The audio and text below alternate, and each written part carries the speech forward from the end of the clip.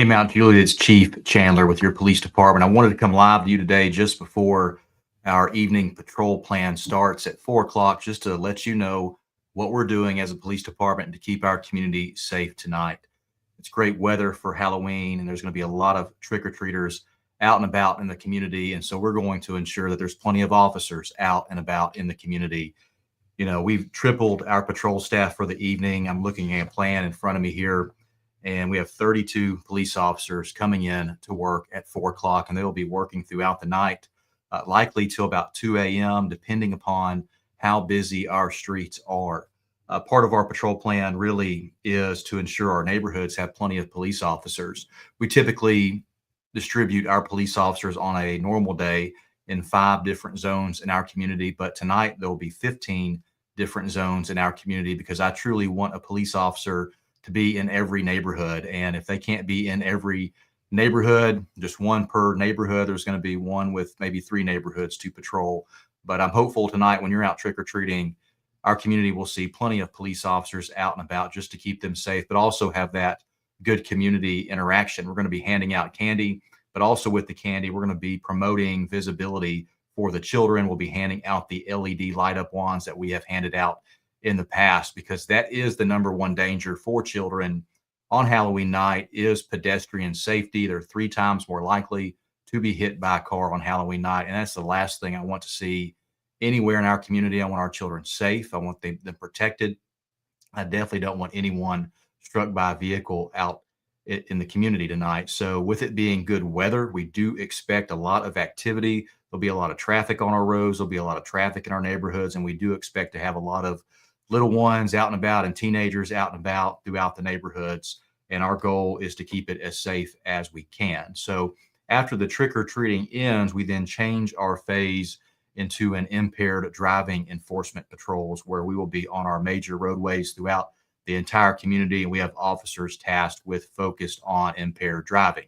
With the Halloween weekend, there's always those adult parties, and with adult parties come drinking as well. And we want to ensure that folks know we were going to be out and about to hopefully be a deterrent to never make that bad decision to get behind a wheel of a car while you're impaired or under the influence of something. So please just be safe, be mindful, have a plan if you go out tonight, have a plan if you plan on drinking alcohol tonight, so you don't find yourself in any trouble or any situation that could hurt you or someone else. But really, with safety in children, it's that visibility of things.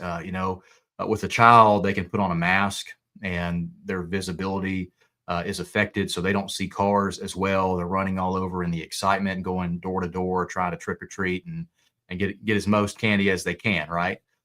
So we always recommend maybe not putting a mask on the child and using face paint instead, so they have good visibility when they're out running around. Of course, ensure they have something reflective on them.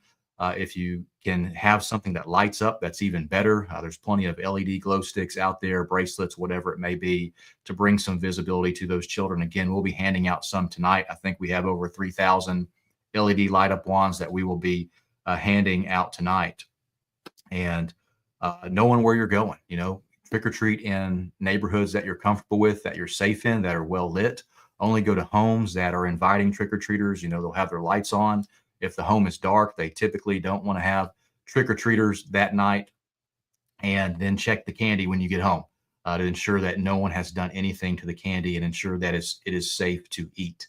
And then the final thing is, if you see anything suspicious or unsafe this evening, please call our police department.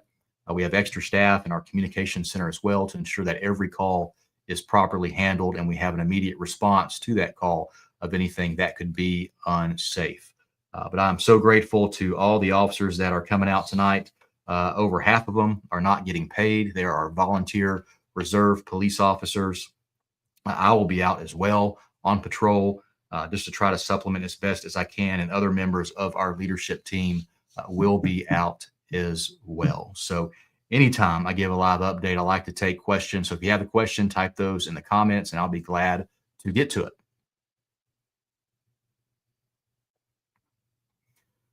We have Liz here, just says she loves MJPD. Looking forward to see you in Tuscan Gardens. We'll have a little police officer out trick or treating as well. So that's awesome. Of course, any pictures that you get of our officers interacting with your family this evening, you can send them to us through Facebook Messenger, upload them to any comments, any other posts that we put out. We would love to have those and share those as well. So Liz, we'll definitely in Tuscan Gardens, and we're in every neighborhood across the city. Here's the plan. Here's the 15 different zones where officers will be assigned, and every neighborhood is included in a patrol zone tonight for the extra patrols regarding Halloween night. Our briefing is at 4 o'clock, and then the officers are going to immediately hit those neighborhoods and be patrolling throughout the night. Again, hopefully it's a safe night. Traditionally in our community, Halloween has always been very, very safe. We've always had a lot of police officers out on patrol. We are continuing that again this evening. It's a little bit different for us tonight because there's not school the next day. It's a Friday. We're going into a weekend, and the weather is nice. So anytime the weather is nice and it is a weekend activity, most people don't go to bed as early, right? And if it's raining, that usually sends people home a lot earlier. So with good weather, with it being on a weekend, we anticipated extra activity, and that's why our staff levels are up so high this evening, and definitely want it to be safe in our city. Tesha here has a question: what neighborhood usually has the most foot traffic? So that is a good question. Years ago, when I was policing out on the road every day, Willoughby Station was a strong neighborhood for trick-or-treating. They still hold a good record in that, but now a lot of our Providence neighborhoods are strong. You look up more to the east end of our city, Jackson Hills, Tuscan Gardens, Stone Hollow. Those are very popular communities as well. And we see a lot of people travel from outside of Mount Juliet, and they actually come to Mount Juliet just to trick or treat because they feel safe, right? We're a very safe community, and that's a good thing. But what that also brings to our city is more traffic. And when people come to neighborhoods to trick or treat, they have to find a place to park, and they typically park on the street. And that's why during our patrols, we have to constantly look at that and watch it to ensure that the street is never blocked. We have to keep our street open for emergency response, the fire trucks, the ambulances, and police response as well. So our officers will be focused on that too.